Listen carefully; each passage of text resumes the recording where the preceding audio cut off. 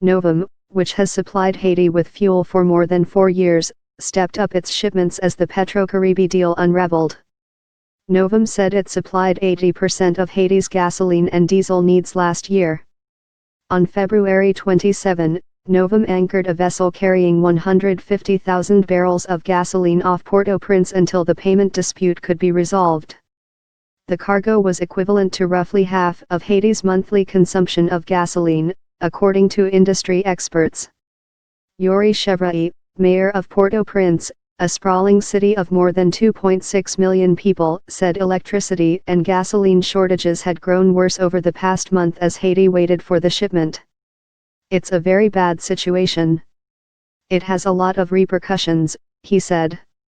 "They need to pay in order for us to be able to discharge," Scott said.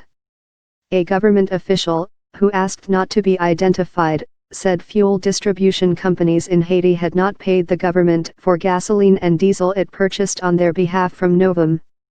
That in turn meant the government could not pay the U.S. company for the fuel. The official said other companies were still supplying Haiti with fuel. He did not provide details.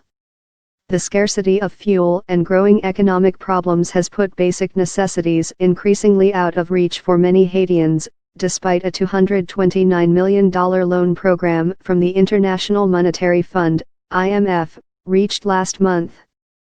Protesters have for months agitated to remove Maïs, a former businessman who took office in February 2017.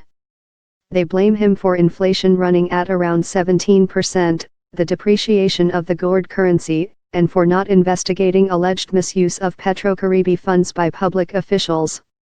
Between February 7 and February 27, the protests claimed at least 26 lives and injured more than 77 people, according to the Inter-American Commission on Human Rights, though the situation has calmed since then. Maïs has refused to step aside, saying in February he would not hand power to the leaders of violent protests. He pledged his government would take steps to address people's grievances. Corruption is a perennial concern in Haiti.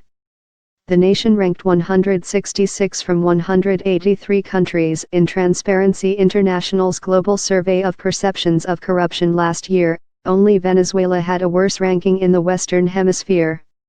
International pressure has grown for an investigation. In a March 20 letter, 104 member of the U.S. Congress asked President Donald Trump's government to support investigations into Petrocaribe in Haiti, pointing to the alleged misuse of $2 billion in low-interest loans under the scheme. At the height of the Petrocaribe program, Venezuelan fuel covered nearly 70% of Haiti's needs. Venezuela provided long-term financing for the oil on flexible terms, with a maximum 2% interest rate and a 2-year grace period. Petrocaribe included a fund for infrastructure and social projects in member countries.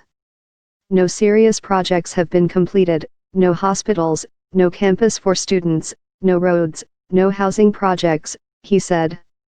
An oft-heard lament on the streets of Port-au-Prince is that while politicians pilfer billions, Haitians go hungry.